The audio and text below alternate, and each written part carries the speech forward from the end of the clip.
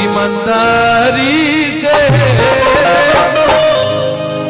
जा बिया शादी हो जी रोज जाई लइका कलस लइकिया से जा, लेकिन एगो बात बताओ कि क्रिया खा के कहो ईमानदारी से। और उनके सामने होता कि प्यार नहीं हरे तक नहीं ससुरारी से, प्यार नहीं हरे तक नहीं ससुरारी से। क्रिया खा के कहो, क्रिया खा के कहो ईमानदारी से, प्यार नहीं हरे तक नहीं ससुरारी, प्यार नहीं हरे तक नहीं ससुरारी से।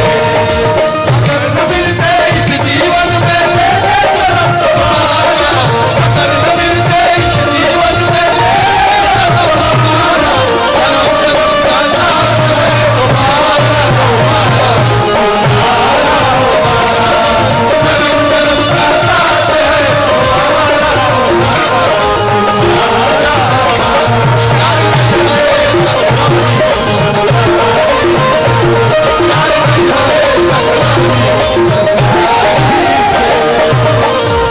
छोट भाई यशवंत राय जी साथ में बड़े, बहुत बहुत धन्यवाद भाई के कि भगवान बनौले रखो, इतना बढ़िया गावेला, मेहनत कर लो, दिल के धन्यवाद, दिल से भगवान बनौले रखत रह के। कलस लइका बा तहार त बियाह शादी हो जाई, हेने आओ, तहार बियाह शादी हो जाई। आज यशवंत बाबू बीच बीच में तनी साथ देत रहो। बिल्कुल बिल्कुल भैया। कि तू तो पियावा के प्यार से आघा जाइबू हो, तू तो पियावा के प्यार से आघा जाइबू हो, तू तो पियावा के प्यार से आघा जाइबू हो। तहार बियाह शादी हो जाई, तू तो अपना घरे चल जाई। कि तू तो पियावा के प्यार से आघा जाइबू हो, पहले रतिया में हमके भुला जाइबू हो, भुला जाइबू हो।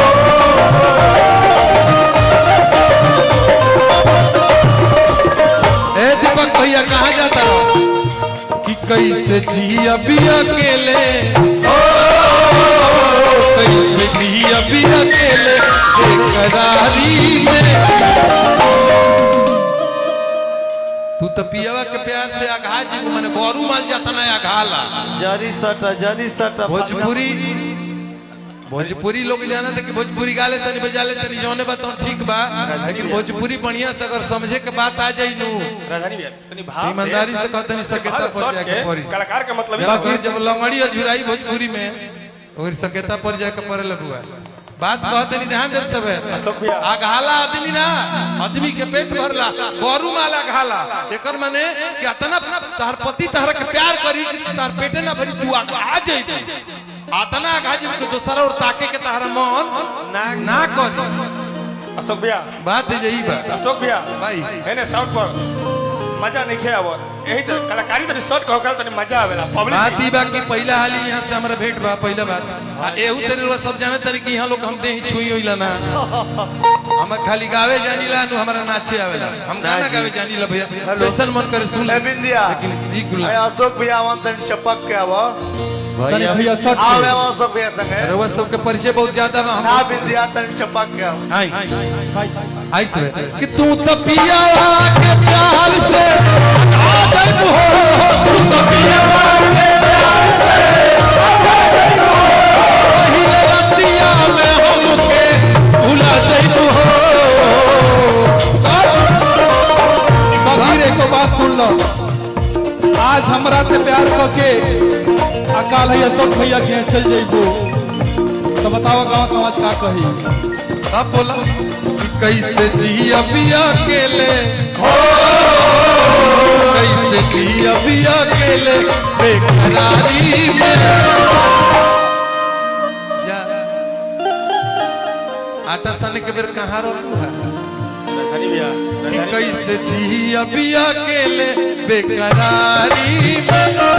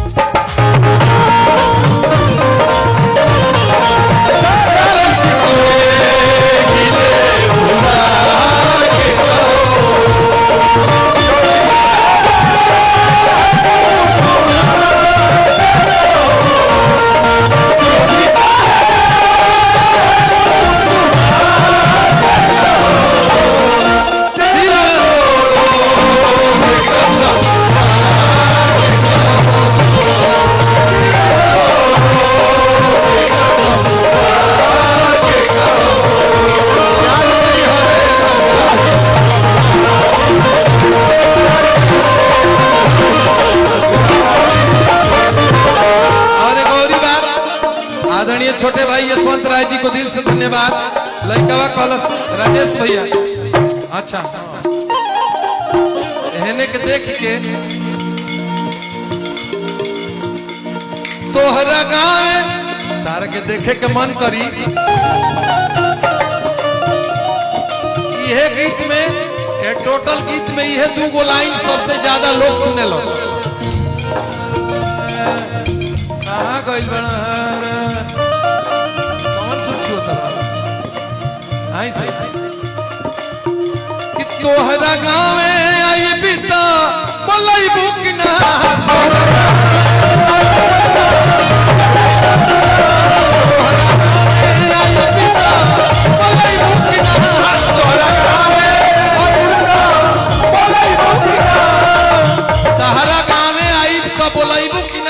अगर बेशर्मी के सीमा पार कर गई हम तारा दरवाजा पर चल आईनी। बाकी हंस के एक लोटा पानी पियबू कि ना हम जानत नहीं तू ना बोलबू अनु पानी पियबू, लेकिन एगो कलाकार लोगन खती गीत गाइला हम अब के पिछड़े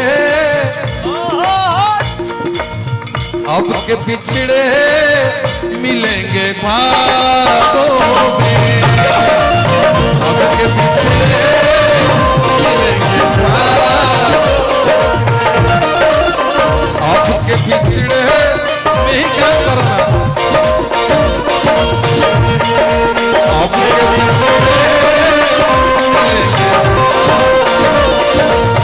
ओ घड़ी के बाद भैया मीठ कली है एकदम गाँव नहीं के माने नहीं होला कि जौन हमनी के गाँव तन ये बताओ बजाओ तन ये तो पब्लिक तक आराम से पहुंच जाए। ये गाँव नहीं है। अब के पिछड़े मिलेंगे ख्वाबों में, माने अब सपने में भेंट हुई। सूखे हुए फूल मिलते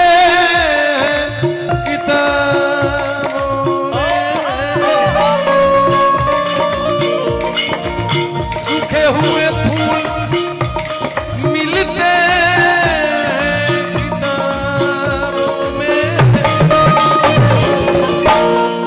अब के पिछड़े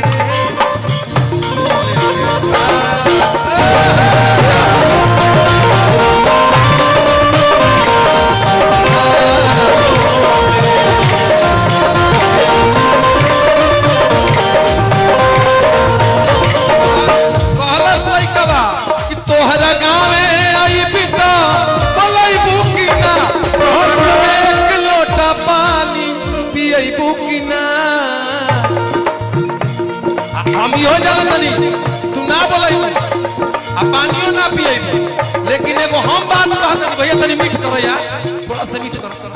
हम कहतनी तू पानी मत पिए हो, दरवाजा पर मत बोलई हो, लेकिन जान जेबू के हम आइल बनी तहरा गाँव में तो एगो काम जरूर करबू का। अगर बढ़िया बात लगी तो तनी थपरी बजाई सब का कि जाए लागबी त छकबुनु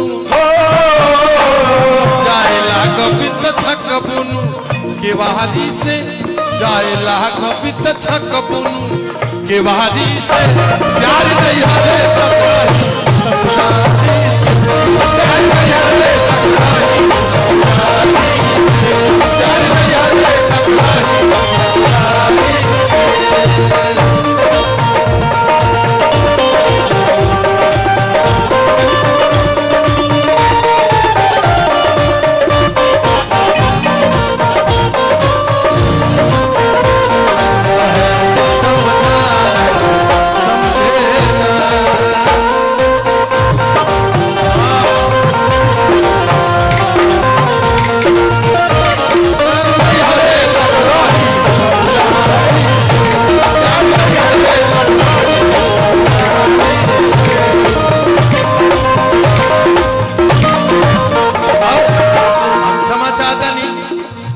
बहुत समय ले लेनी, क्षमा चाहते हैं। बहुत से कलाकार बने, हम भाई लोगन से भी क्षमा प्रार्थी बनी। और आखिरी लाइन है गीत के कि तहार मरद बियाह शादी कह के भाई रे अरे भैया हे ने तक हम गावतन के हो पहले ही कनी के एक साथ सदा तो साधन तो सदा नजर दूसरा जगह बा कहे के मने ई बा कि तार मरो तार संग बियाह शादी कह के 10 दिन 5 दिन 1 महीना रह के जब परदेश जाई बिल्कुल कि पिया परदेश होई त याद आई के पिया परदेश होई त याद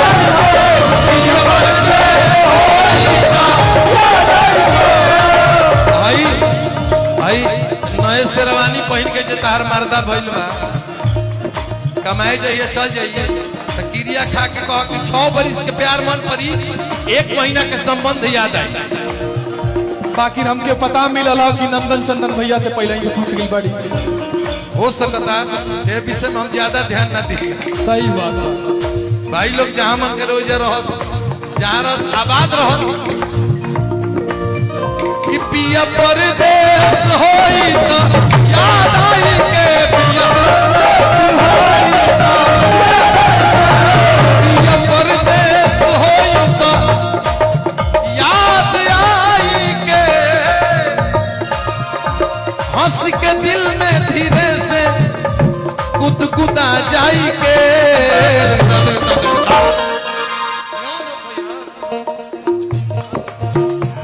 तब याद आई यशवंत के याद आई यशवंत के याद आई मुन्ना के वफादारी के परम मित्र है ना वो आपके अरे हमारे छोट भाई गोली करे रहा चल रहा है नंदन सब काम छोड़ के अभी 13 तारीख हमने के चुनाव के रिजल्ट निकले वाला बा अतना हमने के एरिया सील भइल बाटे कि कब कहां गोली चली कौनो ठीक नहीं के चुनाव के परिणाम के लेके जानते बनी बिहार एहू तरी बहुत बढ़िया क्षेत्र हो अरे वह सब पढ़ल लिखल थोड़े बड़े होता अभी भी पढ़ाई लिखाई के शिक्षा दर बहुत नीचे बा हो जाए हाँ गुंडई के दर आगे बहुत शिक्षा में चाहते तब याद आई मुन्ना के वफादारी के याद आई मुन्ना के वफादारी के यार भाई हरे सगराही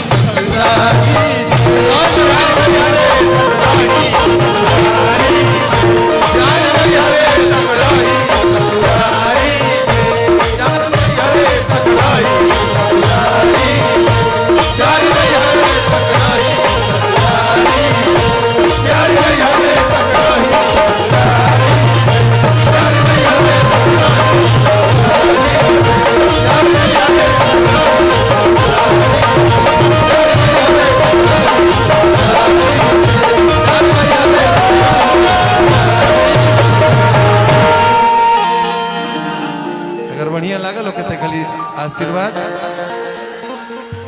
धन्यवाद यथायोग्य सम्मान आलोक जी दिल से धन्यवाद हमने के बहुत छोट भाई सब जुटल बने लोग हम सबके सम्मान करते हैं सबके धन्यवाद खाली दिल खोल खोल प्रेम से बोली छठी मैया की जय अब अरहुआ सब खती ये सुनता लयदार गांव बरहुआ सबके लयदार बनी रहो संगीत के प्रेमी बनी कि जिंदगी